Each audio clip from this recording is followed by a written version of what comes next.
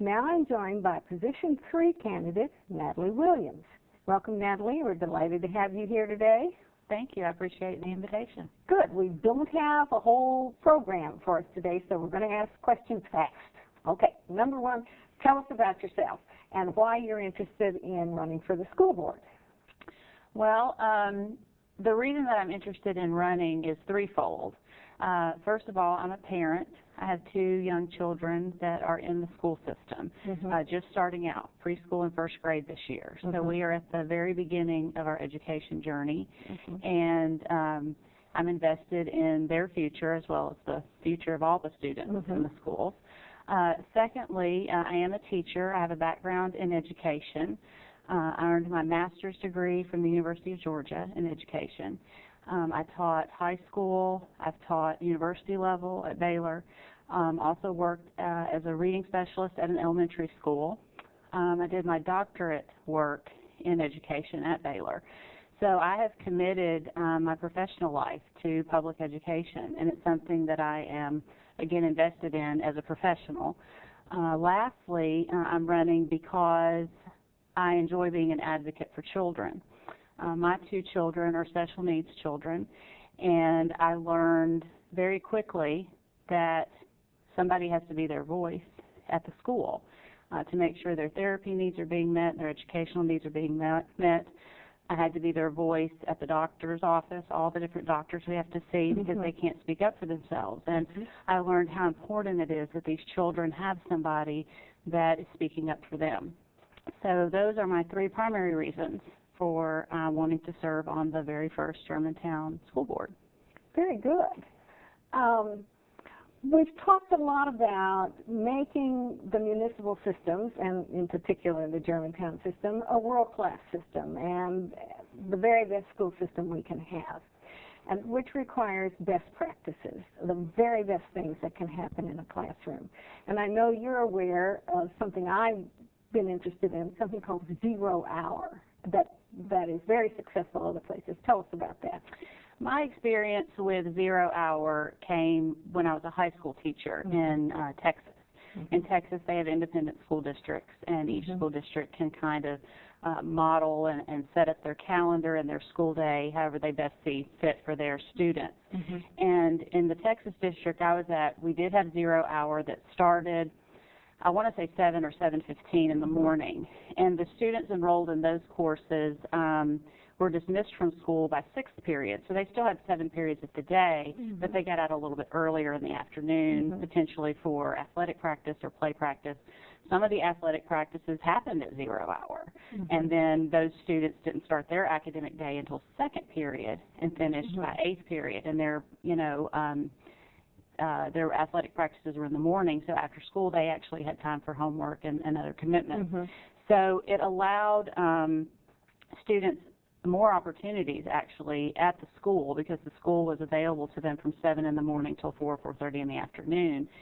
We had some club meetings during 0 hour.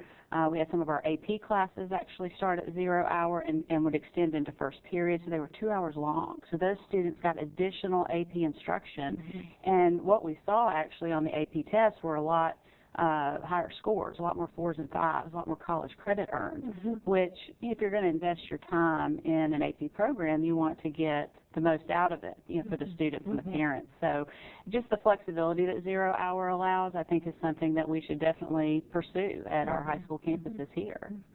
As an AP instructor, I would love to have had that 2 hour block. That would have been wonderful. Yes.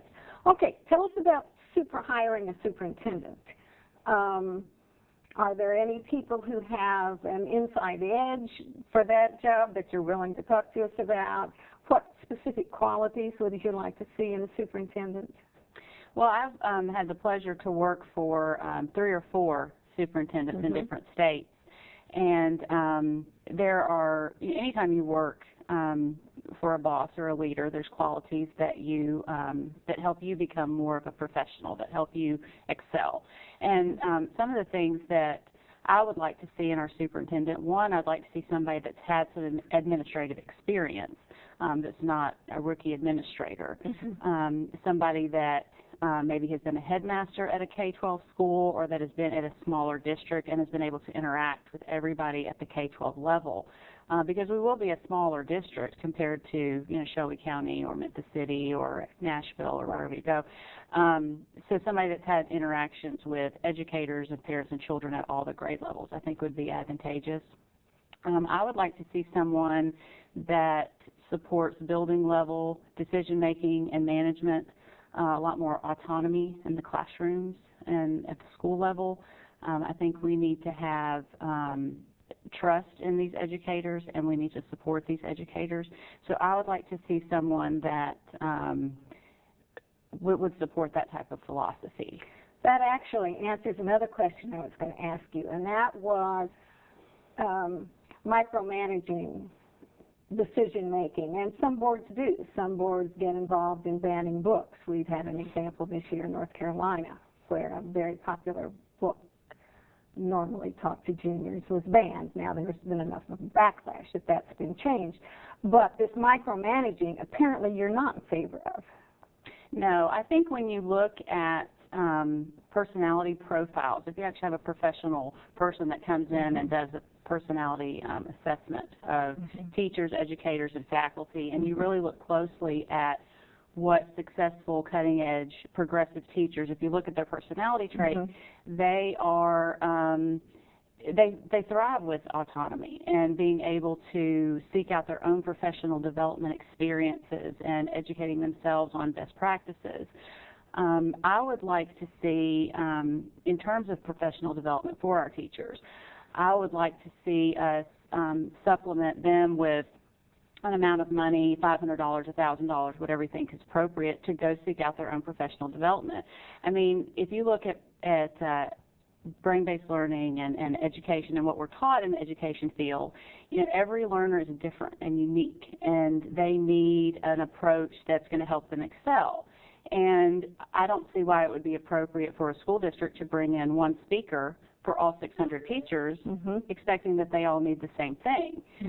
We could divide that money among the teachers and say, you know where your needs are, you know what areas you're weak in, and you want to learn more, so here's your money to attend a conference this year.